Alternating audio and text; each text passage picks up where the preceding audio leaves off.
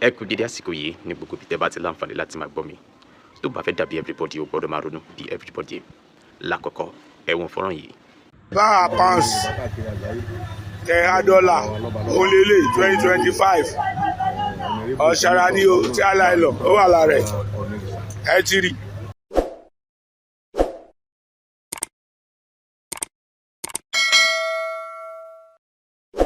ọ̀tẹ̀ ló ń jẹ́ ló ń pè ọ́ kò sẹ́ni tí ò lórúkọ tiẹ̀ àti wípé ọmọ kì í gọ̀ títí sẹ́ẹ̀ kó gbàgbé orúkọ ara rẹ̀. ààfin tèmi ò nílò ìdánimọ̀ lọ́jà tó bá dọ́jà báyìí wọ́n á mọ̀ kó dọ́jà ni èmi tí ń tòótọ́ Samuel Owóyẹmí fẹ́lẹ́fẹ́lẹ́ láyé lórúkọ mi fẹ́lẹ́ ní gbogbo èèyàn mọ̀ mí sí èmi náà kọ́ Ọlọ́run ọba òkè ló fún mi ṣe ní gbogbo ìgbà. ẹ dẹ̀ bá mi like ẹ bá mi share nítorí bó ṣe ń lọ mú update yín ni bó ṣe ń lọ ohun tá a gbé dání nìkan yìí nìyẹn bó ṣe ń lọ ohun rèé. ta ni ń bára wọn jà ta ni ń bínú ara wọn ta ni ń ṣèlára ara wọn ta ló bẹ̀rẹ̀ ọ̀rọ̀ àmọ́ ẹja tún gbélé ìwò ṣẹ́ni tí wọ́n sọrú eléyìí sí ṣẹ́nu rẹ̀ ó dùn tí wọ́n pè lápàyàn ta ló kọ́ àwọn ọmọ síta bí ọmọ ọjọ́ mẹ́jọ wípé ẹ máa bu bí ẹni láyé àwọn èèyàn tẹ́ wá ń pè blọ́gà yìí ìfẹ́ ni wọ́n ní kí gbogbo wọn tó bọ́ síta ọmọ Adéyẹmọ ò fẹ́ nìkan ní náírà kan àmọ́ ẹni tọ́mọ Adéyẹmọ ò fojú rírí ṣé bẹ́ẹ̀ náà lọ́mọ Adéyẹmọ wá dilẹ̀ tó tí ó mọ háwó fún gbogbo èèyàn pé lágbájá kàmẹ́dù wà wọn ni kí wọ́n pọ̀rọ̀ àtọ̀dọ̀fin inú wọn kí wọ́n jáwọ́ lápọ̀ tí ò yọ kí wọ́n gbómi lákaná. When God is ready to promote you, it doesn't require anybody's promotion. tẹ́yìn bá wá lórí ẹ̀jà àtìyín lónìí tẹ́ ní kí wọ́n máa parí ọ̀rọ̀ tí wọ́n àyè bá láìkò rẹ̀ wá ń kọ́ wípé a fẹ́ bẹ̀rẹ̀ ọ̀rọ̀ ẹ mọ̀ pé gbogbo ohun tó yẹ kẹ́ ẹ fi jagun lẹ ti sọ síta tẹ́ni kò sọ̀rọ̀ míì tẹ́ ẹ fẹ́ sọ mọ́ ẹ ti pè lólè ẹ ti pè lápààyàn ẹ ti pè ní Sunday woro ẹ ti pè ní fẹnujagun kò sí tuntun mọ́ bẹ́ẹ̀ mi bá wá bẹ̀rẹ̀ sí mú tuntun ọwọ́ tèmi wá ń kọ́ kí lè fẹ́ rí ṣe sí. wọ́n ti ń ṣàrẹ̀ rárá bàbá Akíntóyè wọ́n tẹ̀ sí lè pe bàbá yẹn tọ̀ọ́dà ìwé ìgbàgbé Sunday owó ni ọ̀gbọ́n yẹn wá o owó àti political power ó gbowó lọ́wọ́ ilé kò dẹ̀ sẹ́ni tí ò lè pa tó bá lówó ọkọ̀ fún report àwọn kan sọ pé wọ́n ló wà náà tó pa Bọ́lá yìí mi kò dá mi lójú ṣùgbọ́n wọ́n sọ lẹ́nu gẹ́mẹ̀ta pé ó wà náà tó pa Bọ́lá yìí náà àti fàyò. ó wà lára owó. mo ní gbogbo náà làṣẹ ẹ̀ṣin máa tù wọn ò lè mú jẹ. kí lè yàn ṣe sí kọ̀ọ̀kan tó náà bá yẹn. olóòótọ́ ni ẹ̀rẹ́ ti máa ń dín kó lọ́rọ̀ ọ̀bọ yẹn. ẹ gbàgbé o. ọ̀rọ̀ ló gbọ́ ìyá àbọ̀ òbọ̀ bọ́ bá jẹ́wọ́ ni kí ló ṣe. Yorùbá ní imí títí etí àwo gbẹ̀gìrì ẹ jẹ́ kánùnù ká máa jẹun lọ bójú bá kò sọ́kàn ó kú òun bẹ̀. ẹni tẹ́ ẹ pè lápàyàn yìí ẹ mú kéèsì kan wá tí wọ́n ti convict ẹ pé ó ní murder case. ẹ bẹ̀rù Ọlọ́run ẹ bẹ̀rù ìdájọ́ Ọlọ́run ọba mi kànlẹ̀kùn gbọ̀ngbọ̀ngbọ̀n. ẹ̀yin bàbá wa tẹ́ bá fẹ́ parí ọ̀rọ̀ tó wà ńlẹ̀ yìí òótọ́ ọ̀rọ̀ ni ẹ sọ ẹ bẹ́ni tó bá jẹ̀bi wí kí bàbá kó mọ ibi tóun kù sí. àádùn ò ṣe wí lẹ́jọ́ ìjà lára ò tán bọ̀rọ̀ ta ní bínú ara wọn ta ní bínú orí ta ní gbèrò wípé kéèyàn kó rìnrìn kó nalẹ̀ lógèdèǹgbé kọ́mọ ẹni ọmọ lè náwó gbọgbọgbọ lé ní sín. Yorùbá ní bí wà bá bàjẹ́ kò lóògùn bádàwò bá sì kẹ̀dá ìwà ni ó tún ṣe ẹni kí wọ́n lọ tún àwọn ṣe bówó ṣe tóbi tó kò tó ìwà bọ́lá ṣe tóbi tó kò tó ìwà kódà bọ́mọ ṣe tóbi tó kò tó ìwà ẹ tọ́jú ìwà yín kó má máa bà yín jẹ́ káàkiri ìwọ ọmọ ní mọ́mọ́ ṣòkí gbẹ́ ìwọ ọmọ ní mọ́mọ́ gba ìgbẹ́yẹ ìwà táǹkù ìwà mo dùn wọ́n lọ èmi ní bàbá wọn ẹ lọ yọkù o ìgbéraga nìgbéra sánlẹ̀ mótómótó ẹ̀dá lamọ̀ tí ń ṣíwájú ìparun wọn kí la gbé kí la jù Ọlọ́run ní ńlá ní Ọlọ́run ní sì gbẹ́dàga gbogbo ẹni ẹ bá rí tó ga láyé ó ti wà nínú àkúnlẹ̀ yàn ló fi jẹ́ pé bẹ́ẹ̀ bá fẹ́ yanjú ọ̀rọ̀ yìí àwọn nǹkan kan wà tẹ́ ẹ gbọ́dọ̀ jọ béèrè ṣáwọn ọ̀rọ̀ tó sọ yìí ṣé bẹ́ẹ̀ lórí nítorí òní kọ́ nítorí ọ̀la ni bí ọ̀bá wá rí bẹ́ẹ̀ kọ́rọ̀ yìí jẹ́ kó o láǹfààní kó o bẹ̀bẹ̀ lójú gbogbo ayé ẹ lè má fìgbẹ́ fọ̀gbẹ́ tó sọ fún Sunday àwọn blogger bẹ́ẹ̀mi bá bẹ̀rẹ̀ pẹ̀lú àwọn tí wọ́n pera wọn láwọn àjọ OPC abẹ́rẹ́ òní gògògò kó tó lè ṣàtọ́nà fún òwú kékeré lẹ́yìn òrò rẹ̀ mi ti dá sẹ́wẹ́sẹ́wẹ́ nínú oko ṣoṣo kí mi ò ṣe kù fìrìgbà lójú ẹni bá dánwò yọ̀wọ̀ ẹ̀wọ̀ ègè nítorí mo mọ̀ pé dùmọ̀rè dé mi ní fìlà ìmọ̀ olúwa mi ró mi láṣọ ọgbọ́n mo fi bùbá làákà ìbọrùn afẹ́fẹ́ ọgbọ́n òun tòye ni mò ń mí símú omi òye ni mò ń mu láti inú ìkòkò odù bí kanakana bá yẹ́yin lálẹ́ di ọ̀run ilé ayé ni ó ti pọ̀ mọ́ inú ilé ayé yìí náà láti jọ rò ó láti jọ yin ọfà láti jọ yin òtàfà láti jọ yin ojú tó sin ọfà dọ́dọ̀ ẹranko kí la gbé kí lẹ jù ẹni tí ń bẹ ní ẹ́sà tí ò sínú ìlú ọ̀rọ̀ wo ni wọ́n sọ sí tán ẹni tó yẹ kẹ́ ẹ láǹfààní kẹ́ ẹ lọ bá lé àbí kẹ́ ẹ pè é kẹ́ ẹ dìrẹ́ bẹ̀ sí ẹ wá fọkọ̀ ọ̀rọ̀ ránṣẹ́ pé kí Sunday pa àwọn kan bábá wá bẹ́ẹ̀ kọ́ ni wọ́n ti yanjú ọ̀rọ̀ èmi títí etí àwọn gbẹ̀gìrì lọ̀rọ̀ tó wà nílẹ̀ yìí bójú bá kó ọkùnrin kú ò kí wọ́n ṣàtúnṣe àwọn ọ̀rọ̀ tí wọ́n sọ gbogbo àwọn ìyá kan bí ológogoro tó lóun mọ Sunday dáadáa wípé àwọn ọ̀dọ́ gbígbàdàn kí ìyá yìí náà bọ́ta wípé ọ̀rọ̀ táwọn gbọ́ lẹ́nu ọ̀gá àwọn ló jẹ́ káwọn sọ bẹ́ẹ̀ káwọn náà mú kúrò lọ́rọ̀ ẹ jáwọ́ lápọ̀ tí òòyọ̀ kẹ́ gbómi lákaná kágbára wa sùn tó dú ọ̀rọ̀ bá a bá fẹ́ jọ ṣe ẹni a bá fẹ́ bá rìn ká mọ̀ fura sí bí wọ́n bá mọ̀ there is what we call total submission tí wọn bá ti lè submit wípé ìwà tó wà lọ́wọ́ àwọn tẹ̀m̀bẹ̀lẹ̀kú àbòsí jealousy ọ̀rọ̀ ẹ̀yìn tá a mọ̀ sí backbiting kí wọ́n lọ yọ́kò bí wọn ò bá yọ́kò kó ní kálukú ṣe tiẹ̀ lọ́tọ̀ọ̀tọ̀ kó jábélé ilé ayé láti pàdé bí wọn ò bá konú kí lájọ fẹ́ mọ fara wa ṣe a sì wà ní kóòtù ẹ̀yin bàbá wa lẹ́sìn sọ pé àìtí kóòtù dé ká sọ̀rẹ́ bàbá wa bí wọ́n bá parọ́ mọ́ yín pẹ̀yìn lẹ́pa Bọ́lá Ìgè bó lẹ́ ṣe ṣe sẹ́ni yẹn lè jókòó tiẹ̀ jọ jẹun tẹ́ni tá à ń bá sọ̀rọ̀ bá ní sober reflection ńkọ́ learn to say sorry and learn to say thank you nǹkan méjì yìí a máa tún nǹkan ṣe béèyàn bá máa kókò tó bá ṣẹ̀ tó bá ní má bínú kò sẹ́ni tó kọjá àbùkù àfẹnibá dúró lábẹ́ ẹ̀ àkàbí mo wé yìí ná fún gbogbo àwọn onílàáká ìtọ́rọ̀ yé ni kí wọ́n máa tẹ̀lé mi ká lọ. ojúmọ́ ire ni ojúmọ́ ire ni o ojúmọ́ ire ni ilẹ̀ tó máa wà lé ní o ojúmọ́ ire ni ọ̀nà ṣe ọ̀nà là ojúmọ́ ire ni gbogbo ọmọ Yorùbá ojúmọ́ ire ni o ojúmọ́ ire ni ẹ̀yin ọmọ kóòtù òjíire mo lójúmọ́ ire ni o ojúmọ́ ire ni ilẹ̀ tó mẹ́yìn lé ní o ojúmọ́ ire ni ọ̀nà ṣí ọ̀nà là ojúmọ́ ire ni ojúmọ́ ire ni o ojúmọ́ ire ni ojúmọ́ ire ni o ojúmọ́ ire ni ilẹ̀ tó mẹ́yìn lé ní o ojúmọ́ ire ni ọ̀nà ṣí ọ̀nà là ojúmọ́ ire ni mo lórí owó owó lórí yìí orí ọlá ọlá lórí yìí ẹjẹ ló ní ẹ̀bẹ̀lẹ̀ dá sọ̀rọ̀ wípé kò rí yìn lànà rere fún wa orí owó owó lórí ẹ kú ojúmọ́ ẹ kú ojúmọ́ ẹ kú ojúmọ́ mọ́ ẹ kú ojúmọ́ máa rí gbogbo ọmọ odò tó dá ìwà àlàáfíà kọ́ mo bá yín bí gbogbo ẹ̀yin ojúlówó ọmọ kóòtù òjíire tẹ́ wà lójú oorun àwọn kan ilẹ̀ ṣe ń ṣú lọ́dọ̀ wọn ni bẹ́ẹ̀ làwọn kan ti wà lọ́sàn-án bẹ́ẹ̀ làwọn kan wà ní àṣálẹ́ wọ́n yà wọ́n ṣẹ̀fẹ́ lọ sùn ni àwọn kan ti wà lójú oorun àwa kan dẹ̀ ṣe ń jí ẹ̀rọ ọlọ́run bí gbogbo yín ni mo kí pátápátá aburú ò ní ṣẹlẹ̀ sí yín ìran àgbàrá kì í fò kòtò ire ayé yín ò ní fò yín ro.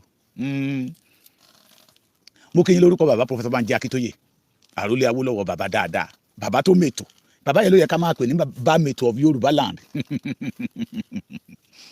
mo kí yín lórúkọ kàkàkí Olódùmarè ẹ̀yin lójú Olódùmarè kàkàkí Olódùmarè ẹ̀yin lójú Olódùmarè the only messenger that God sent to us the chosen one by Elédùmarè olóyè ṣe Sunday ọmọdé yẹmọ Ìgbòho ṣá à ń jù wọn lọ ṣe wí lẹ́jọ́ ìjà lára kì í tán bọ̀rọ̀ àti ju ẹ lọ náà bá lọ àìtó náà bá bọ̀ o mo ní wọ́n darí dé wọn ò jẹ́ nǹkan kan májàsọ́lá àti ju ẹ lọ náà bá lọ àìtó náà bá bọ̀ o wọ́n darí dé wọn ò jẹ́ nǹkan kan wọn ò béèrè lọ́wọ́ òrí o ibi májàsọ́lá ti yàn pín o èké wọn ọ̀dàlẹ̀ wọn àwọn ọ̀dàlẹ̀ ò mọ̀ pé ohun tí ó dáa ò dáa pé ohun tí ó dáa ò dáa o pé ohun tí ó dáa ò dáa márìngbẹ̀rẹ̀ mádélé oní tèmi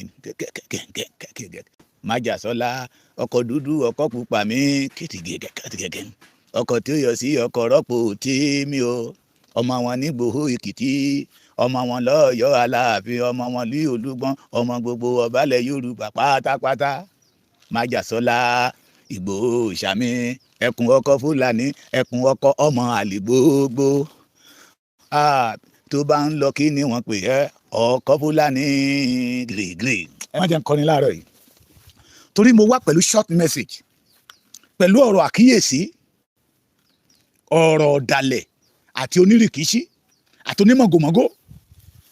Bàbá kọ̀mándà kọrin kan ó ní àgbà kì í ṣòro bí èwe.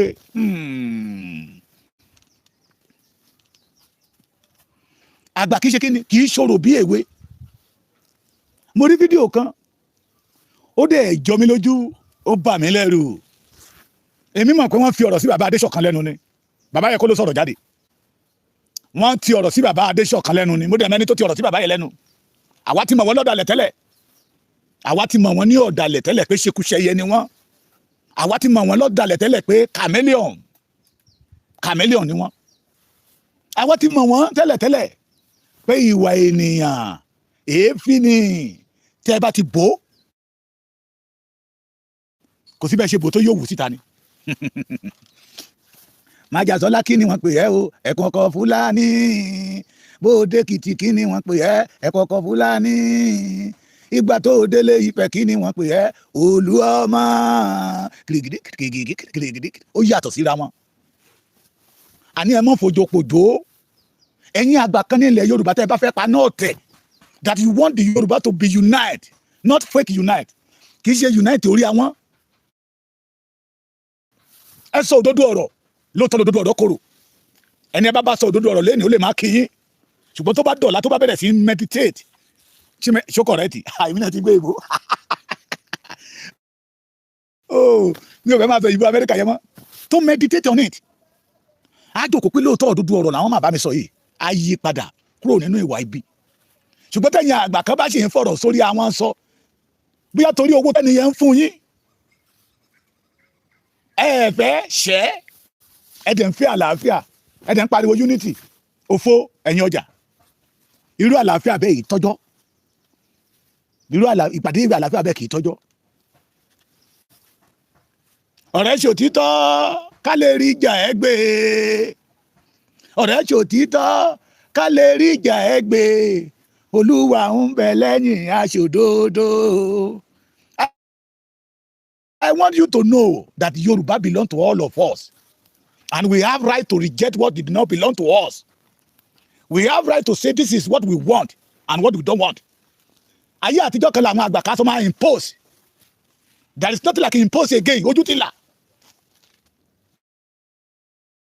Ní mo fi táìtù ẹ̀ pé Ìgbòho kọ́ ló ń bínú. Bàbá Adéṣọ̀kan Ìgbòho kọ́ ló ń bínú.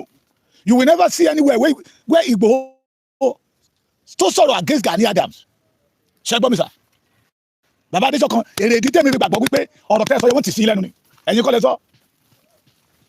Ìgbòho kọ́ ló ń bínú, Májàsọ́lá kọ́ ló ń bínú torí kò sẹ́ni tó lè náwó sí pé ibi báyìí ló ń ti rí Májàsọ́lá tó ń sọ̀rọ̀ Gani àríkúyẹrí ààrẹ jọ̀lọ́fù yín láì dá níbì kan but we can say it more than 3 or 4 place tí Gani ti ń sọ̀rọ̀ Sunday Ìgbòho láì dá nígbà tọmọ Yorùbá dẹ̀ rí wípé nínú àwọn méjèèjì ìkẹjọ́ ọmọ kọ ìkẹjọ́ ọmọ àtọ̀húnrìn wá èyí tó jọ́ ọmọ kọ dúró ti ìran wọn lọmọ Yorùbá dìde pé tí Sunday Ìgbòho bá sọ̀rọ̀ àwọn máa sọ̀rọ̀. Sunday Ìgbòho kọ́ ló ń bínú, àwa ọmọ Yorùbá là ń bínú sí Gani pé ìgbà tó mọ̀ pé òun ò tó Ààrẹ Ọ̀nà Kakanfò ó ṣe kí ló gbóyè Ààrẹ Ọ̀nà Kakanfò sí. Ìgbà tó mọ̀ pé òun ò ní ability, capacity, energy to become a leader of OPC kí ló da OPC rú fún. Kì í ṣe Sunday Ìgbòho ló ń bínú. Tí ẹ̀yin bàbá Adéṣọ̀kan náà dẹ́ mọ̀ onímọ̀ fún pípẹ́ sàn án láàrin o ajé ní mu ní pẹ́kọ́rọ́ o lẹ́yìn kan àwa la tẹ́ Sunday Ìgbòho níbo lẹ́ ti tẹ́ ni ẹ̀ ṣé Sunday Ìgbòho bá ń ṣe OPC ni Yorùbá ló ń bínú torí statement tẹ́ ẹ sọ ẹgbẹ́sẹ̀ kan fún ààrẹ kó bá wọn bẹ àwọn ọmọ ẹ̀ kan fọwọ́ wọ́nú àbí bẹ́ẹ̀ kọ́ àbí bẹ́ẹ̀ ṣe sọ́kọ́ nìyẹn ẹgbẹ́sẹ̀ yẹ fún ààrẹ kó pe gbogbo àwọn ọmọ ẹ̀ kan fọwọ́ wọ́nú ṣùgbọ́n kó wá pé kí ẹ wá rán èèyàn kan sí bàbá Akíntóyè kó jíṣẹ́ kó pe Sunday gbogbo àwa ni bloggers. I'm not a bloggers bẹ́ẹ̀ ẹ̀ mọ̀ túmọ̀ bloggers. I'm not a bloggers. Bloggers máa ń parọ́ mọ́ èèyàn ni wọ́n máa ń ra àràbù kò sọ̀rọ̀ tí mo sọ nípa Gani tí ò jẹ́ òdodo. I'm not a blogger. I say the truth. Kó tí ọwọ́ ọmọ ẹ̀ bọ́ṣọ́ nílẹ̀ Yorùbá kó yẹ gun àwọn ọba wa gàràgàrà mọ́. Ẹ wá ní ẹ fẹ́ràn dandan kan tiwọ́ náà dandan yẹn bọ́lẹ̀ àwọn tó wà lẹ́yìn náà wọ́n á pàtẹ́wọ́. So you say that àwọn ọmọ Sunday àwọn tó wà lẹ́yìn Sunday Igboho ló ń dà lóru. Who start the game? Ìjà tẹ́nìyàn bá mọ̀ pé òun ò lè parí tó òun ò ní capacity tó parí ẹ̀ kì í jà. Àwa ọmọ ọkọ sọ wípé kí Gani kó fi ilẹ̀ bàbá wa lẹ̀ fún wa kó gba kátàpà lọ. A ò dẹnu bò sọ. Rasaki Arógúndádé ó sọ ń jọ wọn àná onígbà tán lọ sí Arigidi ó ní kò mọ̀ náà lé bàbá ẹ̀ mọ́ kò lè júwèé lé bàbá ẹ̀. Ẹ rí yẹn sọ bàbá Adéṣọ̀kan ẹ mẹ́jọ kó borúkọ yín jẹ́ o mo mọ ẹni tó wá gbé wá sọ́dọ̀ yín o àwọn kàmẹ́líò àwọn ṣekúṣẹyẹ àwọn tí ò jẹ́ nǹkan àwọn jẹgúdújẹrẹ olè tí ìran Yorùbá ṣe máa sọ̀kò pàgbẹ̀yìn. Bàbá Adéṣọ̀kan àgbà ní tara yóò àgbàlẹ̀ ti dà yóò ipò àgbà là ń bàgbà o ẹ má jẹ́ káwọn ọmọ kan tí ọ̀rọ̀ tí ò ṣe titi yín sí yín lẹ́nu ẹ má jẹ́ kan lu ẹnu yín kó wá dọ̀là kan wá ní bàbá Adéṣọ̀kan ló sọ báyìí kó dọ̀là kan ní bàbá Adéṣọ̀kan ló sọ báyìí wọn à ní dárúkọ wọn mọ́ orúkọ ẹ̀yin náà máa dárúkọ. Ìgbòho kọ́ ló ń bínú sà Ìgbòho kọ́ ló ń bínú. If you want to make peace meeting call for peace meeting kì í ṣe ààrẹ kì í ṣe Gani Mrs. Gani nìkan ló yẹ kó wà lórí ìjókòó yẹ kì í ṣe Mrs. Gani nìkan ló yẹ kó wà lórí ìjókòó yẹ ṣé gbọ́ mi sà torí ń tẹ̀ ń sọ yẹ ẹ ti ń gbèsè ẹ̀yìn èèyàn kan. If you want to make a peace you want to call for peace meetings náà tó lé Gani ló yẹ kó wà lórí ìjókòó yẹ sà ẹ wá ń gbéṣẹ́ kan rán èèyàn kan sí bàbá Akíntóyè pé kí akitẹ́tẹ́ Akíọ́lá George kó bá yín sọ fún bàbá Akíntóyè ẹ ṣe pé àwọn sẹ́ẹ̀dì ọ̀dọ̀ bàbá Akíntóyè ẹ ṣe pé tájà dán àwọn Sunday Igboho bàbá Adéṣọ̀kan ṣe ẹ lè ránṣẹ́ Sunday Igboho kí Sunday Igboho má lọ. Why are we telling lie? Kí ló dé tá à ń bo sẹ́yìn kankan tí a dẹ̀ mọ̀ pé kò pamọ́? Kí ló dé tá à ń sápamọ́ sí ẹ̀yìn kankan tá a dẹ̀ mọ̀ pé kò lè ṣe kíni kò lè defend wa? No. Ẹ bá pé Sunday Igboho kí Sunday Igboho sọ fún yín pé sà ǹjẹ́ ẹ rí ibi tí mo ti sọ̀rọ̀ àgẹ́sì Ààrẹ Ọ̀nà Kakanfò rí kẹ́ ẹ lè mọ̀ pé Sunday Igboho kọ́ ló ń bínú. Wọ́n kó igi fúláwà mẹ́ta síta wọ́n gbé aṣọ funfun aṣọ pupa àti yẹ́lò lé lórí wọ́n ní àwọn ẹ̀yà wọn ń bá Sunday Igboho jà pé kí Sunday Igboho máa rí kàkà kí Sunday Igboho lọlẹ̀ ó ń peléke sí ni ó ń gbà yìí sí ni iṣẹ́ ọwọ́ ọmọ ẹni ní sọ nídò lókìkí. Bàbá wa Ọ̀nìrìṣà gbé ìlọsí fún àwọn ìlú ẹkùn ní Ọ̀ṣun state ní àná àwọn náà wá jẹ́ jáde síta kì í ṣọba ló gbélé fún wọn o Ọ̀ṣàràrà Mùsùlùmí àṣẹ Ṣèyí Mákindé ló gbélé wọn lọ́wọ́ Ṣèyí Mákindé ló gbélé wọn lọ́wọ́. Say thank you to make me fail in Oyo state mọ́jọ failure don't appreciate the failure as a commander of Àmọ̀tẹ́kùn ní Oyo state. What is the achievement of Àmọ̀tẹ́kùn Oyo state under the leadership of Ààrẹ Aríkúyẹrí Gani Mrs. Gani Adams? Ẹ sọ òdodo ọ̀rọ̀. Àwọn wo ló bẹ̀rẹ̀ wàhálà yìí? Wọ́n dá ìrù ẹkùn lẹ̀ wọ́n ṣe lọ dá ìrù àwọn báyìí wọ́n ṣe lọ dá ìrù ọ̀bọ lẹ̀ wọ́n lọ dá ìrù ajá lẹ̀ wọ́n dá ìrù kíní kan lẹ̀ ṣé bàbá Adéṣọ̀kan ẹ̀ rí ni? Kẹ́ni kẹ́kẹ́ ṣe wá sọ pé kí Sunday kó wọ̀nà àwọn blọ́gà ẹ̀ bẹ́ẹ̀ fẹ́ràn ọ̀nà mọ́ àwọn wo ló ń ṣe náà ẹ wá sọ fún Ààrẹ Ọ̀nà Kakanfò kó bá wọn bẹ àwọn ọmọ títí ẹ̀. Bàbá Adéṣọ̀kan ẹ lẹ́nu nínú ọ̀rọ̀ tó wà lẹ́yìn ṣe gbọ́ mi ẹ lẹ́nu ẹ̀ àtọ̀ ìgbésẹ̀ tẹ gbé yẹ tó bá jẹ́ ẹ̀yin lẹ gbé ìbẹ̀rẹ̀ failure ni tó bá dẹ̀ pé wọ́n sọ̀rọ̀ sí yín lẹ́nu ni bàbá yìí tètè padà. We honour you more than that.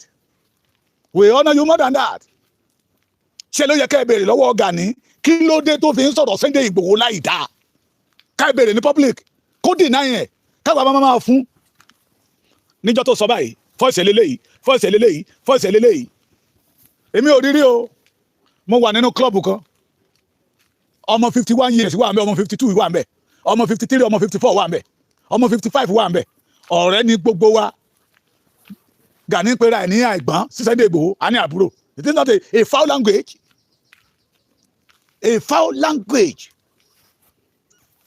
Pé àgbọ̀ Sunday Igboho kí ló dé tó ń sọ̀rọ̀ Gani Adams láì dáa kí Sunday Igboho sọ wípé sà kán mú evidence wá ibi tó ti sọ̀rọ̀ wọn Gani Adams láì dáa.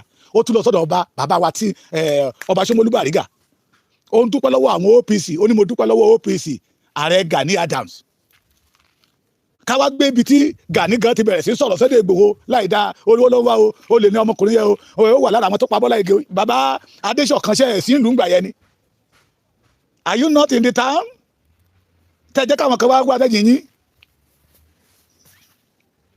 kẹjẹ káwọn tó sọ pé àwọn ti ń ṣe struggle Yorùbá láti 1994 tí wọn ò ju bí mẹ́fà lọ ngbà tí wọn gbé lọ́nà tó dáa ọmọ Yorùbá ò dá sí àwọn ṣekúṣẹyẹ àwọn kàmẹ́líọ̀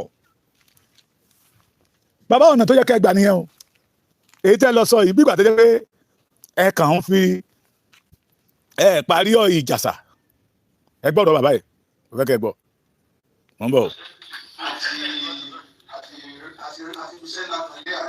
ṣe ń gbọ́.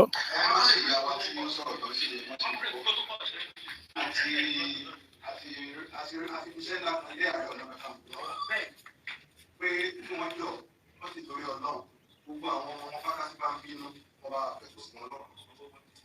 Lẹ́yìn wọ́n á fi àsìkò ìran kọ́mẹ́dì Akínọlá jọ.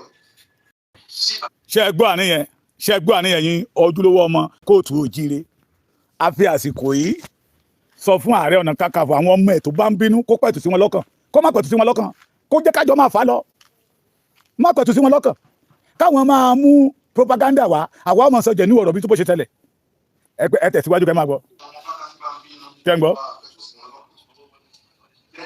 àwọn á fi àsìkò ìran kọ́mẹ́dì Akínọlá jọ sí bàbá wa Bánjí Akíntóyè kọ́ pé Sunday Igboho kọ́ sọ fún wípé gbogbo àwọn bloggers tó sọ̀rọ̀ àyè kọ́ sí ìṣàyà àgbẹ̀bọ́ kàkàkàkà ní gbogbo ayé ṣé gbọ́ bẹ́ẹ̀ àwa là ń sọ kọ́tọ̀kọ́tọ̀ and I want the Yoruba people to judge ṣé àwọn tá a wà lẹ́yìn Sunday Igboho là ń sọ kọ́tọ̀kọ́tọ̀ ni àbáwọn tó wà lẹ́yìn Gani Adams ní orú ìpàdé tó wà yẹ ẹ rí i pé lẹ́yìn ní ẹ̀gbẹ́ bàbá Adéṣọ̀kan tó sọ̀rọ̀ yẹ Gani Adams dúró ń bẹ̀ ó dúró ń bẹ̀ àwọn lóde ìpòwe kan ń gbà kan pé àìfarí apá kankan dápá kan sí èyí tó ń ṣe nǹkan náà pé ẹ̀yin ọmọ Yorùbá I want you to judge mo fẹ́ kẹ́ ẹ fèsì ní comment section lórí ọ̀rọ̀ tí bàbá yẹ sọ ṣé bó ṣe yẹ képe kalẹ̀ nìyẹn àwọn ọmọ Gani Adams tó wà lẹ́yìn Gani Adams àwọn blogger tó wà lẹ́yìn Sunday Igboho so gbogbo àwa tá wà lẹ́yìn Sunday Igboho bloggers ni wá I want you to respond of that. Ìyá mi Ọpẹ́yẹmí bóyá bàbá mi náà ni tí a bá kọ̀ tá a bá respond títí mélòó ni Gani fi máa sọ irọ́ di òtítọ́ mọ́ wa lára. Let us be respond to this evil. Dídákẹ́ tí àwọn bàbá wa dákẹ́ lánàá ló gbé wa dé ìkórìtà tá a wà yìí. Dídákẹ́ tí àwọn bàbá wa dákẹ́ lánàá ló gbé wa dé ìkórìtà tá a wà yìí. Bá a bá ti ń rí kí gbogbo wa máa sọ pé no we don't want it. So èmi mọ̀ pé àwa tá à ń tẹ̀lé Sunday Igboho we are not a bloggers. We say the truth. Àbí ṣèbí Gani ló sọ wípé Sunday Igboho wà lára àwọn tó pa bàbá Bọ́lá Ìgè. Ṣé kò gbọ́ gbogbo ohun tí àwọn ọmọ ẹ̀ ń sọ ni? Káwa wá dákẹ́ kò sọ àwọn yẹn ṣe bloggers àwa ni bloggers. Bàbá mi Gbadé ṣeré adára fún yín ojú òní tìyín ìmúlẹ̀ Igboho ṣá. So kí bàbá Adéṣọ̀kan tó bá mọ̀ pé wọn ò ní characteristics on the mentalities on symbolically láti dá sí ọ̀rọ̀ yìí they should keep quiet on it. Ó ti kọjá capacity wọn. Ó ti kọjá capacity wọn. Sunday Igboho kọ́ ló ń bínú. It is only the Yoruba race. Gbogbo ọmọ Yorùbá ló ń bínú pé nígbà tójú pọ̀ ìran Yorùbá Gani denied the Yorùbá because it's not a Yoruba man. But nígbà tójú lówó ọmọ ọkọ dé ẹni tá a fi ṣe yẹn náà. Ó la lot of things kọjá but he stand gidigba for the Yoruba race. Ó la lot of things kọjá. Síbẹ̀síbẹ̀ ọmọ Adéyẹmọ sì dúró. Ọmọ ládé aláàfin ọ̀ládé adé aládékúlágbà lágbèfọ́ aláàfin sì dúró pé èmi ò ní ìgbà kan máa pa ìran mi lójú mi. Ó dúró kò ní ká lọ wá 20 billion wá kò ní òun fẹ́ strategize no maybe the majority of you did not know. Ohun tó mú àwọn Kwara State sọ pé dẹ̀dẹ̀ wọ́n fẹ́ ìlú ẹ̀kọ́ kì í ṣe pé wọ́n fẹ́ àlàáfíà ní Kwara State. Àwa gbá research débẹ̀ kì í ṣe pé àwọn Kwara State ò fẹ́ àlàáfíà. Wọ́n jí àwọn ọmọ Ìlọrin gan gbé. Èèyàn kan bá Sunday Igboho sọ̀rọ̀ nígbà táwa níbi kọlù yẹ ọmọ Ìlọrin ni wọ́n jí ìyàwó ẹ̀ gbé wọ́n jí ọmọ ẹ̀ gbé tó sọ wípé wọ́n sì wà nínú gbóǹsì pẹ̀lú wọn. Ṣùgbọ́n wèrè kan ti lọ síbẹ̀ rí tó lóun fẹ́ lọ jẹ ọba Ìlọrin pé òun fẹ́ lọ fọba Yorùbá jẹ because he want to cause confusion commotion error for the Yoruba race tó wà ní Kwara State. Let us say the reality, let us say the truth. So bàbá Adéṣọ̀kan tẹ́ ẹ bá lẹ́ẹ̀ fẹ́ paná ọ̀rọ̀ tó wà lẹ́yìn ọ̀nà táwọn oníkẹ́ gbégbà yẹ kọ́ lẹ́ máa gbégbà ọ̀nà táwọn oníkẹ́ gbégbà yẹ kọ́ lẹ́ máa gbégbà sà. Sunday Igboho kọ́ ló ń bínú o. Igboho ń jayé tẹ́lẹ́gẹ́ lóṣòro mo wí ẹgbọ́. Ọmọdé yẹn máa ń jayé tẹ́lẹ́gẹ́ lóṣòro mo wí kẹgbọ́. Májà sọlá ń jayé tó nílára lóṣòro mo wí kẹgbọ́. Igboho tó o bá kú lógún ọdún rárá tó o bá kú lọ́gbọ̀n ọdún mọ́nà tó o bá kú lọ́gọ́fà ọdún tó o bá kú lẹ́gbẹ̀rún ọdún bàbá ẹnìkan ò lè gbé ẹ sí bàbá ẹnìkan ò dá ẹ lókòwò Èdùmàrè ló dá ẹ lọ́lá.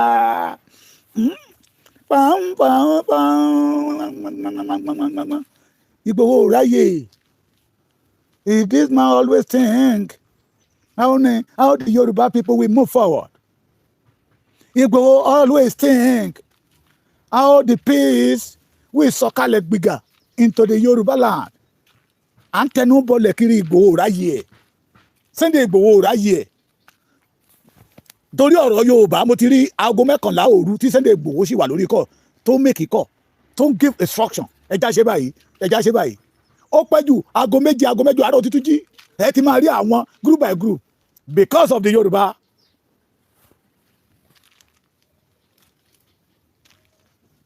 Because of the Yorubas. So níbo ni Sunday Igboho ti ráyè láti máa tẹnubọlẹ̀ lórí ọ̀rọ̀ Gani nígbà tó òun ṣe failure tí òun ṣe failure. Bàbá Adéṣọ̀kan yìí lè mọ̀ ní Ààrẹ Ọ̀nà Kakanfò àtẹ̀yìn àti Akitete Akiola George. In Ekiti here we don't know him as Ààrẹ Ọ̀nà Kakanfò. The capacity don't have it. OPC ẹ̀ kò wọ́ọ̀kì lẹ́kìtì. Tó bá jẹ́ kí náà ti porúkọ ọmọ yìí lẹ́kìtì. OPC tó wà lẹ́kìtì. Apàṣẹ Báyọ̀ Apàṣẹ tó bá gbámú àpò Ààrẹ Ọ̀nà Kakanfò oníhun ṣebí rìlé náà ló sá ní Ọ̀wọ̀ eléyìí tó máa sá lélẹ̀ yà kọjá rìlé 800 meters á sá ní Èkìtì tí Báyọ̀ Apàṣẹ bá he. That is the only OPC we have in Èkìtì. Báyọ̀ Apàṣẹ kárẹ̀jàre ọmọkọ tó lé àṣẹbí kúrò lẹ́kìtì. So we don't know him. We don't know him as a àtọ̀húnrìn wá. It's not a Yoruba man. Why you are always ti bí ààrẹ? Ó kọ́ ṣe àwọn ọmọ títí ẹ̀. Rí fídíò tó ṣe lánàá. Ẹ wo mọ́tò eléyìí o. Ọba kọ́ ló gbé fún wa àwa ò tọrọ lọ́dọ̀ ọba o. Ọba kọ́ ló gbé fún wa ò ta nọ́mbà wí. Kì í ṣe Sunday Igboho nọ́mbà wí. Rí yẹn sọ. Rí àwọn yẹn sọ gẹ́gẹ́ bí bloggers. Ṣùgbọ́n àwọn tí Sunday Igboho lẹ́ ń pè ní bloggers. Bàbá the load is ó wúwo jórí yín lọ bàbá Adéṣọ̀kan. Ẹ má dá sí. Ẹ má jẹ́ kí borúkọ yín jẹ́. Please and please. Àwọn tó bá fẹ́ lọ bá Gani kan lọ bá. And we report this case to Baba Akitoye. We don't want chameleon. Kókó Jábélé ní kíkálukú ó ṣe títí ẹ̀. Sunday Igboho dúró lórí ọwọ́ ẹ̀. The Yoruba people wọ́n ní àwọn ìlú jáde síta wọ́n ní content ní Sunday Igboho ṣe and the Yoruba people say that they love the content. Irọ́ ni Sunday Igboho pa wọ́n ní kí Gani ó pa títí ẹ̀ káwọn náà tiẹ̀ rí. Ìbílẹ̀ náà ọjọ́ mẹ́ta àwọn ọmọ wọn náà ti gbé kámẹ́rà ẹ wo àwárẹ̀ o àwọn ọmọ OPC bá Gani rẹ o àwọn ọmọ OPC bá Gani o wọ́n gun machine nínú igbó fine. We did not go against it. Àwọn náà ń go against it ntí Sunday Igboho bá ṣe. Tani Sunday Igboho ó fẹ́ sọ̀rọ̀ ẹ̀ di olórí jagunjagun ilẹ̀ Yorùbá olórí jagunjagun ògùdẹ̀gbẹ́dọ̀ pé méjì ẹjọ́ ta ló fi Gani jẹ́ olórí jagunjagun ilẹ̀ Yorùbá ta ló fi Gani jẹ́ olórí jagunjagun ilẹ̀ Yorùbá bàbá Adéṣọ̀kan sẹ́yìn lẹ fi jẹ́ sẹ́yìn lẹ fi jẹ́ di bàbá Ọ̀rìnìṣà ẹnu bàbá Ọ̀rìnìṣà ló ti sọ wípé gbogbo ohun tí ẹ̀yin alágbára ilẹ̀ Yorùbá bá ní ẹjẹ́ àdá papọ̀ fún olú ọmọ yìí that is confirmation announcement tẹ́ Yorùbá mọ̀ ó jura wọn lọ bàbá Adéṣọ̀kan you are one of those people that we respect. A pàdé lọ́dọ̀ bàbá nígbà tí bàbá wa Professor Banji Akíntóyè wà ní Kútọ́nù. À ń wò yín gẹ́gẹ́ bí ẹni tó ń fẹ́ àlàáfíà fún ìran Yorùbá that you always say the truth. But eléyìí tó wá gbé báyìí sà ọ̀nà tẹ́ gbé gbà ọ̀nà tó rọ́ọ̀gì ni there is nothing like a truth there. Tẹ́ ẹ bá fẹ́ paná ẹ pè kíní ẹ pè kejì you interrogate them. Ẹ̀yin lọ́yà àṣọ òyìnbó yẹ correct I put it to you. Sunday Igboho kí ló dé tó ń sọ̀rọ̀ Gani láì dáa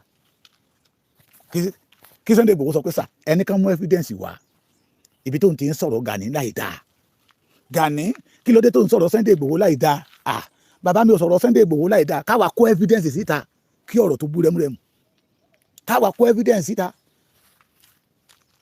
tó bá jẹ́ pé ó wùwà gẹ́gẹ́ bí olórí jagunjagun Sunday Igboho ready to keep Ààrẹ Ọ̀nà Kakanfò ṣáájú káwọn máa tẹ̀lé lẹ́yìn, but we see him that he don't have the capacity. Ó ń lọ sọ fún wa pé ilé Yorùbá ò ṣe é nu ẹnu fún bàbá Adéṣọ̀kan ṣe é gbàgbé ni. He said it on Heritage TV interview by Ìyámi Àbíkẹ́ Elu ní London. Gani said it loud and clear that Yorùbá ò ṣe é nu ẹnu fún, Yorùbá ò ṣe é jà fún. Èèyàn kan dẹ̀ jáde síta pé òun máa jà fún Yorùbá, òun máa nu ẹnu fún Yorùbá, ó dẹ̀ ń jà fún Yorùbá, ó dẹ̀ ń nu ẹnu fún Yorùbá. Ohun tójú ẹ̀ dẹ̀ rí, ó fi ṣoṣo fi para pé lára àgbélébù tó máa gbé nílé ayé ni. Àwọn ọmọ Yorùbá dẹ̀ ń tẹ̀lé lẹ́yìn pé ọmọ ọkọ leléyìí, ọmọ ọkọ tí ò fẹ́ kí ilé bàbá òun ó kú, ọmọ ọkọ leléyìí tí ò fẹ́ kí ilé bàbá òun ó dasán, ọmọ ọkọ leléyìí tí ò fẹ́ kí ilé bàbá òun ó pòfo. Àwọn ọmọ Yorùbá dẹ̀ ń gbé iyì fún, wọn dẹ̀ ń tẹ̀lé lẹ́yìn. Ìlara wá dé, ìjà wá dé. Bàbá Adéṣọ̀kan ẹ̀sùn ní abẹ́jí. That is what caused the problem. Ṣẹ́gbọ́n mi sà, ó jura wọn lọ, ó jura wọn lọ. Májàsọ́lá did not have time. Ṣẹ́gbọ́n mi, àwa ọmọ Yorùbá là ń bínú pé ìwà tí Gani ń wù kò ṣe, kò jó olúre ṣe, tó gbọ́kọ́ olúre, tó fẹ́ gbọ́kọ́ olúre, tó fẹ́ gbà àdá olúre, tó fẹ́ fi kọ́gi. La sọ wípé we won't allow it to happen in Yorùbá land. So Ìgbòho kọ́ ló ń bínú. Àwọn ọmọ kóòtù òjíire lórígun mẹ́rẹ̀ẹ̀rin ilẹ̀ Yorùbá ló ń bínú. Àwọn ọmọ odù tó dá ìwà tó wà l'Amẹ́ríkà, tó wà ní London, tó wà ní Canada, name it, káàkiri all over the world ló ń bínú. There is a lot of error tó yẹ ká correct Gani ká pèsè yàrá bí ẹ máa wẹ̀ fún ni, bí ẹ máa fún lómi mu ni, kí omi ìgbéraga agídí yẹ kókó náà yẹ kó máa sọ wípé oyè Ààrẹ Ọ̀nà Kakanfò tó ń jẹ ó ju oyè ọba bòmí lọ nílẹ̀ Yorùbá, kó máa bá àwọn ọba wa máa forí gbárí. Bàbá Adéṣọ̀kan àgbàlagbà níyìn, ọmọ ọba níyìn, Adéṣọ̀kan ọmọ ọba níyìn sà, Adéṣọ̀kan. Kí ìjòyè security Aláàfin Ọ̀yọ́ kó máa sọ wípé oyè ohun tó ń jẹ ó ju oyè ọba bòmí lọ. That is a big slap for all the Yorùbá race tó bá jẹ́ ojúlówó ọmọ kọtọrọ yé. So àwa Yorùbá là ń bínú, kì í ṣe Sunday Igboho. Ẹ má fojú pòjó Sunday Igboho. Ṣẹ́gbọ́n mi sà, ẹ má fojú pòjó Sunday Igboho. If Gani can come out and appeal, apologize to all the Yorùbá race, ẹ ní gbọ́n kankan lẹ́nu mi mọ́. Pé tó bá jẹ́ pé tó ń bí yín nínú yẹn, ẹ má bínú, ìyàtọ̀ máa wà. Kó wá play role Ààrẹ Ọ̀nà Kakanfò yẹ kárí. Kó wá play role the leader of OPC yẹ, ẹgbẹ́kẹ́gbẹ́ yẹ. Immediately la máa yọ ẹgbẹ́kẹ́gbẹ́ yẹ kúrò ń bẹ tó OPC àdé OPC genuine. We started follow them. But láì jẹ́ bẹ́ẹ̀ sà, ẹ ṣì tó gbójú síwájú ti gba fọ́ọ̀sì, akẹ́yìndé gbẹ̀gbọ́n irú ẹkùn ni. Òun lọmọ tán sọ lọ́wọ́lọ́wọ́. Belong to all the kábíyèsí Yorùbá land. Belong to all the àgbààgbà, àwọn àgbà májò bàjẹ́ Yorùbá land. Àwọn ló gbé kalẹ̀, ló gbé ìrù ẹkùn kalẹ̀. Bẹ́ẹ̀ lómi bá lọ ń bẹ ẹgbẹ́ mi lẹ̀, ẹgbẹ́ mi lẹ̀, kan lọ máa ń bára wọn dá sí lọ́hùn. Àwọn ẹgbẹ́ Yorùbá did not have interest in it. This ìrù ẹkùn, àwọn kábíyèsí wa ti endorse ẹ̀. Àwọn bàbá wa ti fòǹtẹ̀lù, wọ́n ti confirm ẹ̀. All our governor has already confirmed it. They have confirmed it. Pé ìrù ẹkùn belong to all of us. Àwọn ló ní, wọ́n kàn ní kí Sunday Igboho máa bá wọn mójútó ni, ló bá tán. Ló bá ṣe kí ni, ló bá tán. So that is what we are saying. Sunday Igboho have capacity, the ewas, the ability, symbolically, to lead the Yorubas. Mọ́tò tẹ́ ẹgbẹ́ fún tí àwọn ọmọ Gani tán sunkún lé lórí, àwọn security Ọ̀ṣun náà gbé fún. Ó wá mú mi rántí bàbá wa Onírìṣà, ẹjọ́ ẹ bá mi kọ́ tìbí bàìkẹ́ bá mi sẹ́dẹ̀ tí bàbá Onírìṣà. Tẹ́ ẹ bá lè fún wọn lẹ́yọ kan ní Ọ̀ṣun, méjì ní títí wa lẹ́kìtì o. Bàbá ẹ mọ rísì tí mo fi ń pariwo ẹ o. Èkìtì ẹ̀yin lẹ́lẹ̀ Èkìtì lónìí yín. Yorùbá must move forward. Tí a bá yọ kànda kúrò nínú ìrẹsì oníṣe jẹ o. Tá a bá yọ àbìdún kúrò nínú obì, á bobì tó kù jẹ. Kẹrù ó mọra ẹ̀ ní ẹrú lára òwe tí àwọn ọmọ Gani pa nìyẹn. Kí wọ̀fà ó mọra ẹ̀ ní wọ̀fà. Ẹ gbọ́ mi bí? Bí wọ̀fà bá ń ṣe bí ọba, ìyẹn ló lè da ìlú rú, ìyẹn ló lè fa ìjà sílẹ̀. Kí wọ̀fà ó mọ̀ pé ọmọ àtọ̀húnrìn wá lòun. Lóòótọ́ Yorùbá, we are accommodate. Nínú gbogbo ìwà táwọn bàbá wa ní, àti wá mọ̀ pé ká máa accommodate ajá àtẹran yẹn kó bá wa ni. Kó mọ̀ pé orísun òun ṣe Yorùbá. Kó mọ̀ gbógun ti ọmọ Yorùbá. Ní táwa ń wí nìyẹn. Ẹ ṣé o. Ènìyàn sọ wá o. Ẹ sọ fálára, ẹ sọ fájèrò. Pé mo jí lè ní mo ríre. ẹ sọ fún ọ̀rọ̀ gún ilé ìlà pé ire wọlé tọ̀ mí gbogbo ọmọ Yorùbá á dára fún yín ojú òní tìyín o ìran àjòjò ní balẹ̀ bàbá wa jẹ́ àwa la máa borí wọn wọn ò ní borí wa Sunday Igboho ò bínú o Igboho ò bínú ẹrú kò bínú ọmọ Igboho did not have time for wọ́n ní wọ́n pé wọ́n wí ẹ̀yin ní kẹ́ tú wàá yín ṣe ọmọ Yorùbá ló ń bínú lọ́wọ́ ẹ tú wàá yín ṣe tí ọmọ Yorùbá ò fi ń bínú sí yín mọ́ ẹ má fi ti Sunday Igboho mọ́ ẹ káàárọ̀ lẹ́ẹ̀kan sí orúkọ mi ò tí ì yí padà o bàbá Èkìtì yín náà ni one and only ambassador for Èkìtì peoples ẹ lè rí Èkìtì níbi rúdurùdu Èkìtì tẹ́ bá ti bá níbi rúdurùdu ẹ̀jẹ̀ àwọn ará bíbá ẹ̀ ti ta sí lọ́pọlọ ni kẹ́ ẹ̀ tètè bá wa mú wálé káfọ̀ dànù kúrò lára ẹ̀ kò yẹ ṣe bí ọmọ ẹran no we are authentic original ọmọ odù tó dá ìwà we will never disgrace the Yoruba race because the Yoruba belong to us good morning.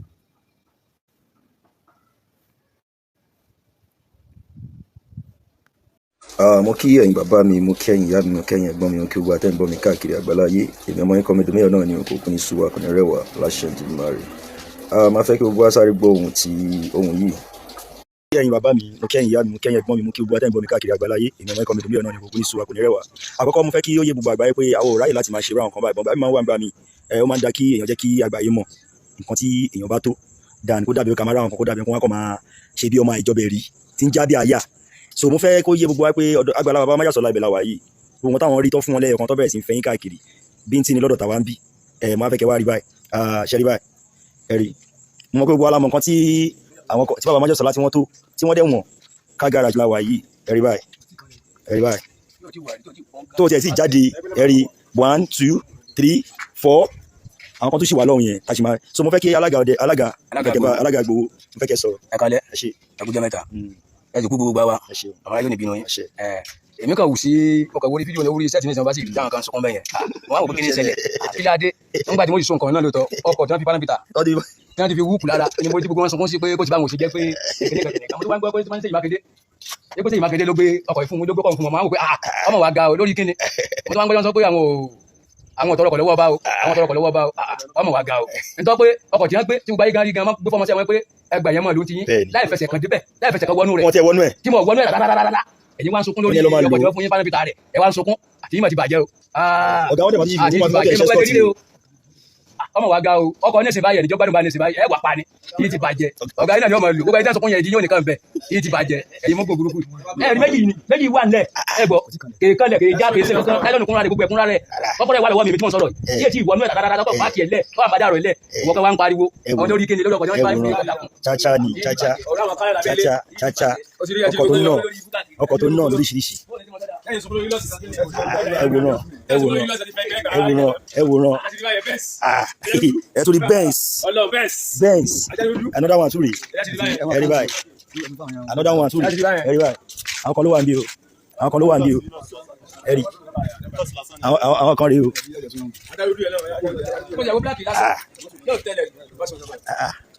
ẹrí báyìí ẹrí ajá dúdú ó jura wọn lọ ó jura wọn lọ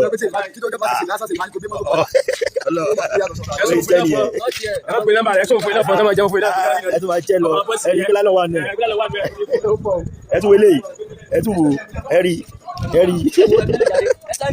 ọlọ. ní níṣẹ́ ẹrú ó yẹ ká fi tọmọ jẹ èmi ò jíṣẹ́ tí ò dáa ní tèmi èmi ò jíṣẹ́ tí ò dáa ní tèmi ta ló rán ẹ níṣẹ́ tó lè kọ́ ta ló rán ẹ níṣẹ́ tó lè kọ́ ìyà ń bẹ fọ́mọ tí ò gbọ́n ẹkún ń bẹ fọ́mọ tí sá kiri lọ́jọ́ ìjìyà fọ́mọ aláìgbọràn lọ́jọ́ ìjìyà fọ́mọ aláìgbọràn ọ̀pá kọ̀ ọ̀pá òpejò ejò akọ̀ ejò pajá ajá kọ̀ ajá òkó yín jẹ kọ̀ má ṣe jíṣẹ́ tí ò dáa ìlara ló ń bá wọn jà ìlara ló bá wọn jà ọmọ ẹrú ni kò lè ṣe kó má sì ṣe ẹrú o ìlara ló ń bá wọn jà ẹ kú rọ̀lẹ́ lọ́dọ̀ wa ní ẹ káàsán lọ́dọ̀ títí yín lọ́hùn ẹ mọ̀ tó káàárọ̀ o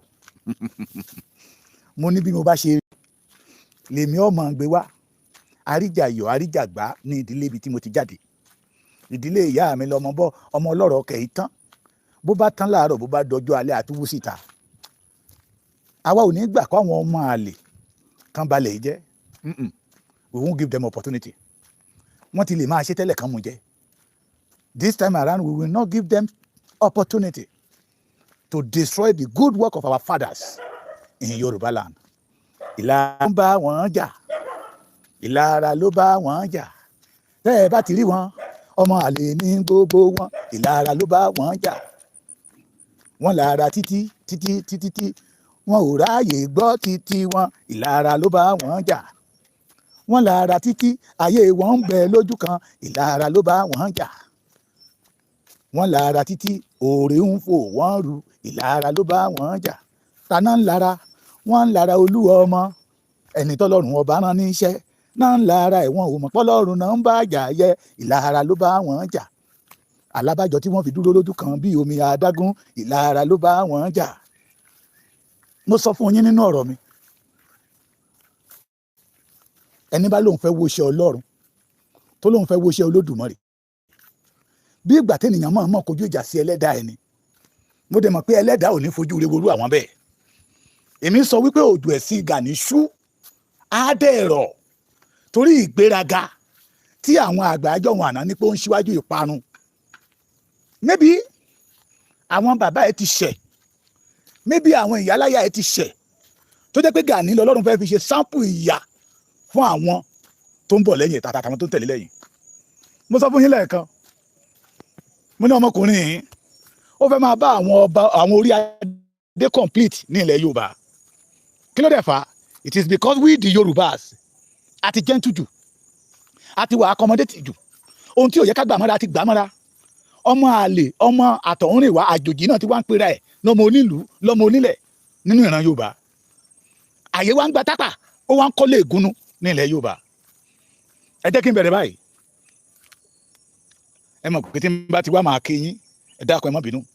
Kì í ṣe ti gbéraga, kì í ṣe ti jọ lójú. Gbogbo ẹ̀yin tẹ́ fẹ́ràn Ọlọ́run nínú ayé mi, tẹ́ torí Sunday ọmọ Adéyẹmọ Ìgbòho ṣàtẹ́ fẹ́ràn mi, Ọlọ́run ó fẹ́ràn yín. Ẹ bá mi pé bàbá tó ní ẹni bá mọ bàbá Èkìtì, ẹ̀yin tẹ́ súnmọ́ olóyè Ìgbòho, kẹ́ ẹ sọ fún bàbá Èkìtì pé kó stop. Tó lóhun president ìṣọ̀kan Yorùbá, ẹ ti mọ̀ pé kò ní ọpọlọ. I said it. Mo ti bá sọ̀rọ̀ rí. Tó sọ wípé àbúrò kábíyèsí ọba Ṣómólú Bàrígà lòun. Bàbá Ṣómólú Bàrígà ní ọpọlọ, ṣùgbọ́n ẹni tó pèrè ẹ̀ ní àbúrò ọba Ṣómólú Bàrígà yìí bábù ọpọlọ rárá ni. He have no sense. Torí bàbá kan ṣe nígbà tí bàbá gbàgede màmá àdírẹ́sì tọ́pìkì ọ̀rẹ́ wọn ní bàbá is not a bàbá is a young boy.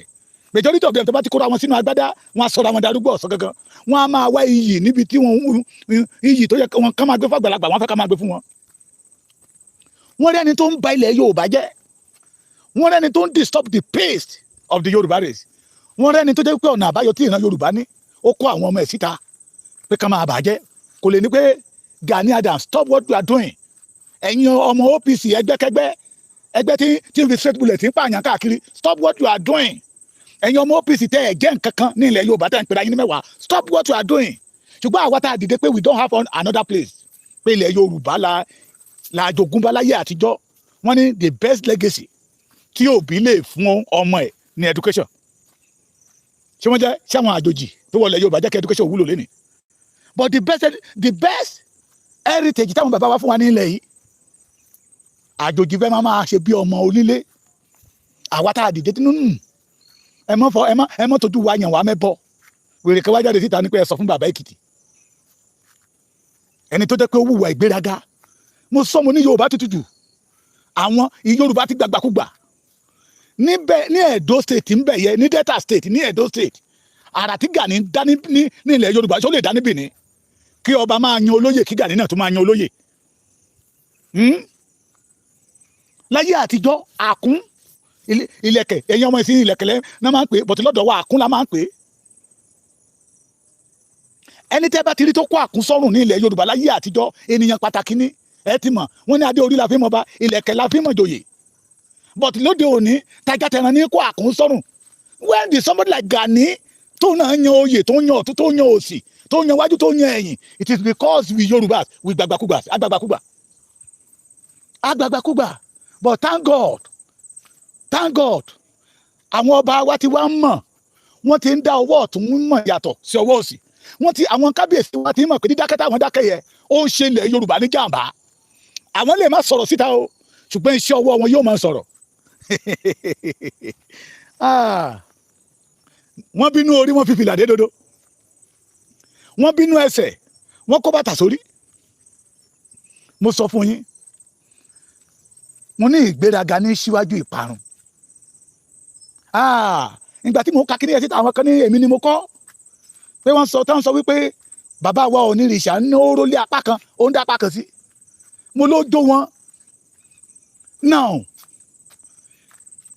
ènìyàn lè máa hùwà tí Gani wù ní ilẹ̀ Yorùbá kẹ́pì lọ́mọkọ mo sọ ẹni ọba tó pera ẹ̀ ní ọba ní ilẹ̀ Yorùbá tó bá ń tẹ̀lé Gani ẹ wádìí ẹ̀ dáadáa kì í ṣojúlówó ọba the ojúlówó ọba in Yorùbá land will never support what Gani is doing in Yorùbá land ẹ̀rí wa o ẹ jẹ́ kí n kọ́kọ́ mú ẹ̀rí wa kẹ́yìn náà wàá gbéyẹ̀wò ó ń pè wọn gidi seriously ẹ̀rí tí mo kọ́kọ́ fẹ́ mú wá ni irọ́ ilé ìkọ́ ní kì í ṣe lè mọ̀ ń bọ̀ ẹ má bínú o kẹ́ ẹ lè mọ̀ pé àwọn wọ̀nyí akótilétà ni wọ́n mo ń wá fídíò yẹn ni ẹ má bínú mo ń wá fídíò yẹn ni kò fẹ́ play ni àgbọ̀ká play tipátipá play mo ń bọ̀ torí táwa bá sọ fún yín wípé àwọn wọ̀nyí wọn à ń ṣara wa Yorùbá dẹ̀ sọ wípé orílẹ̀ ẹja ti ń bàjẹ́ tá a bá ń sọ fún wọn wípé ọmọkùnrin yìí agbékalẹ̀ láti da ilẹ̀ Yorùbá rú ni àwọn kan nírọ̀ là ń pa pé ọmọkùnrin yìí aran wá láti ṣe ìran Yorùbá ní ṣùtá ni àwọn kan nírọ̀ là ń pa ó máa play òwò fídíò ó máa play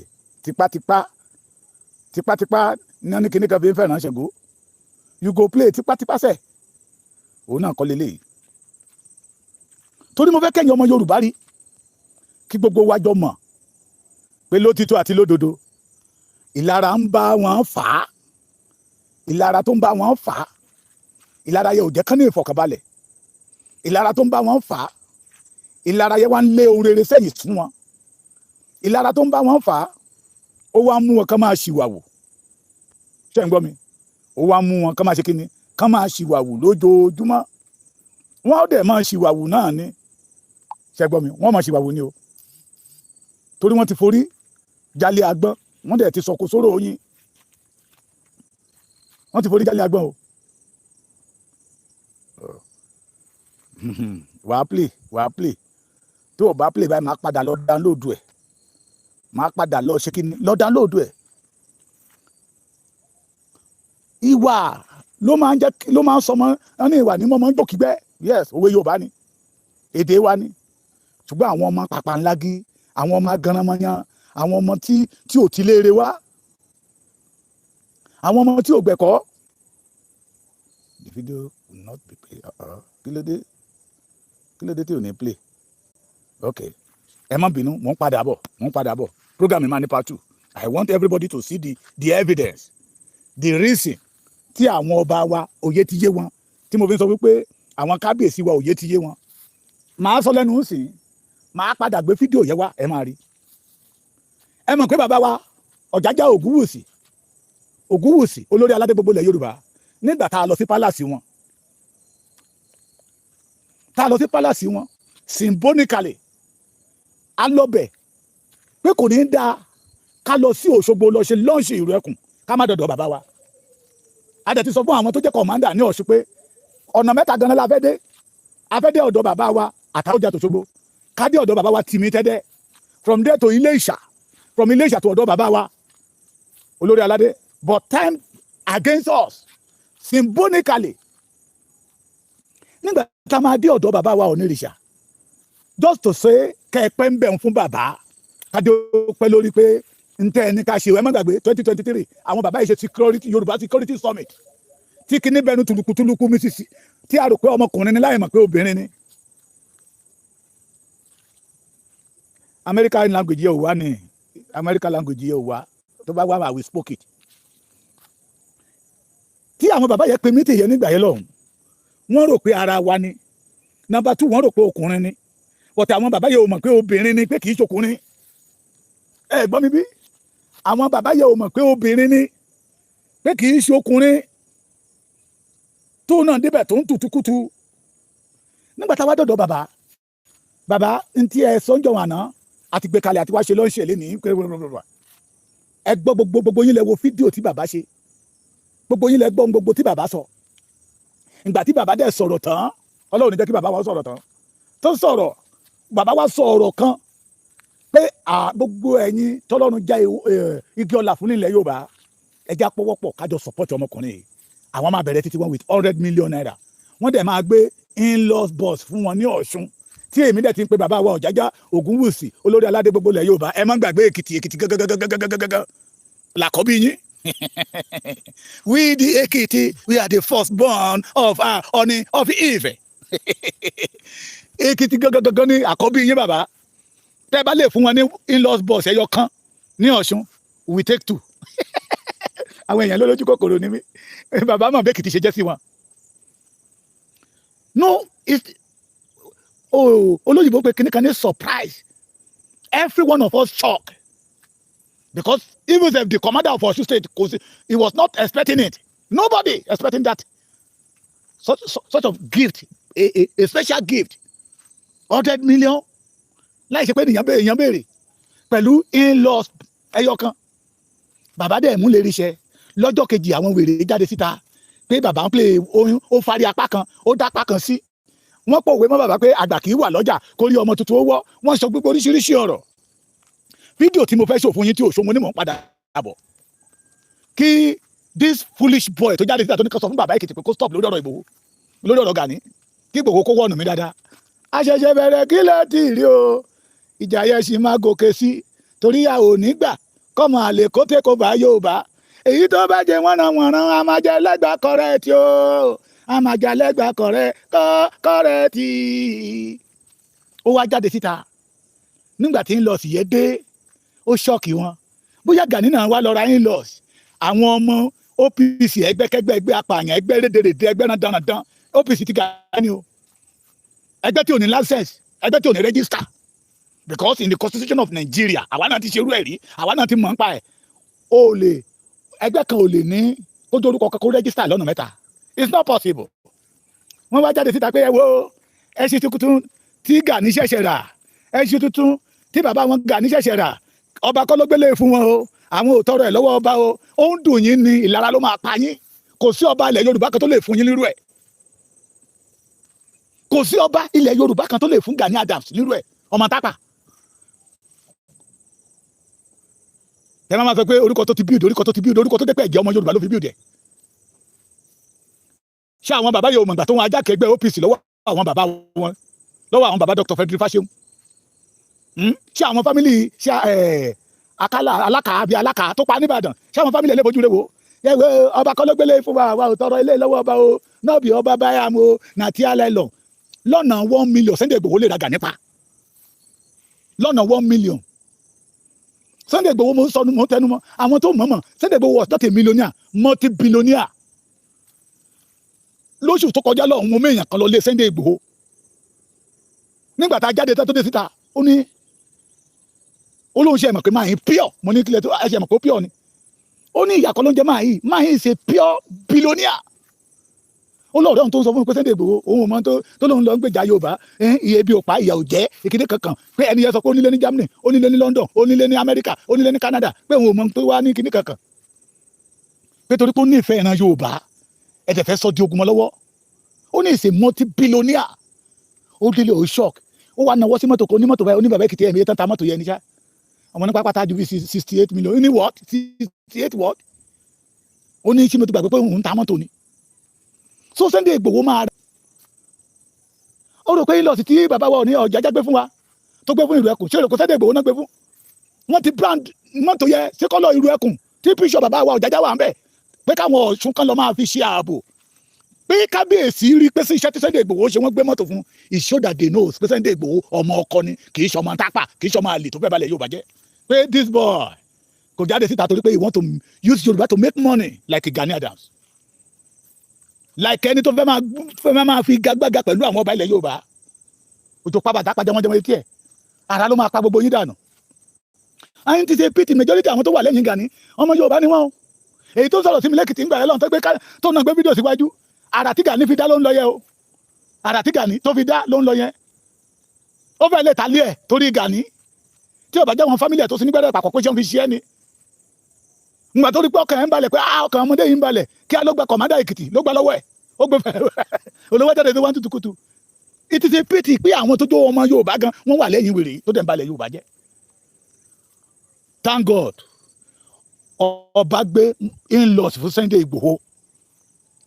Thank God àwọn kábíyèsí mọ rírì iṣẹ́ tí Sunday Igboho ń ṣe. More is still coming.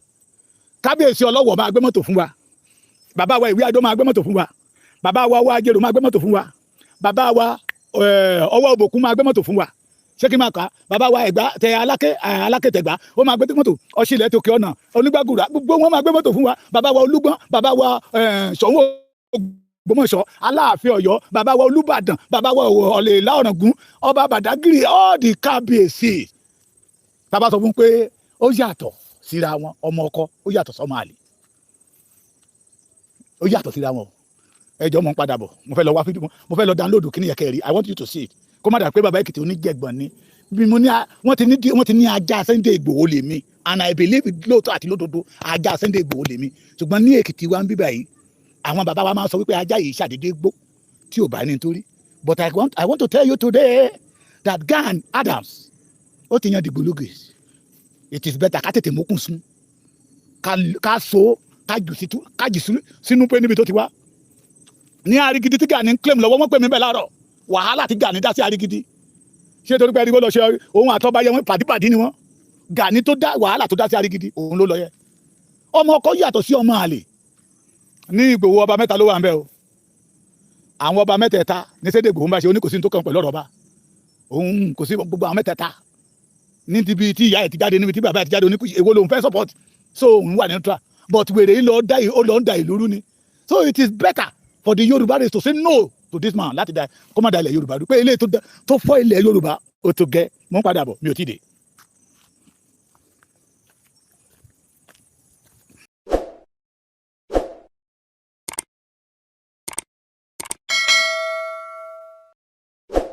ọ̀tẹ̀ ló ń jẹ́ ló ń pè ọ́ kò sẹ́ni tí ò lórúkọ tiẹ̀ àti wípé ọmọ kì í gọ̀ títí sẹ́ẹ̀ kó gbàgbé orúkọ ara rẹ̀. ààfin tèmi ò nílò ìdánimọ̀ lọ́jà tó bá dọ́jà báyìí wọ́n á mọ̀ pé ó dọ́jà ni. èmi tí ń tòótọ́ Samuel Owóyẹmí fẹ́lẹ́fẹ́lẹ́ láyé lórúkọ mi, fẹ́lẹ́ ní gbogbo èèyàn mọ̀ mí sí. èmi náà kọ́ Ọlọ́run ọba òkè ló fún mi ṣe ní gbogbo ìgbà.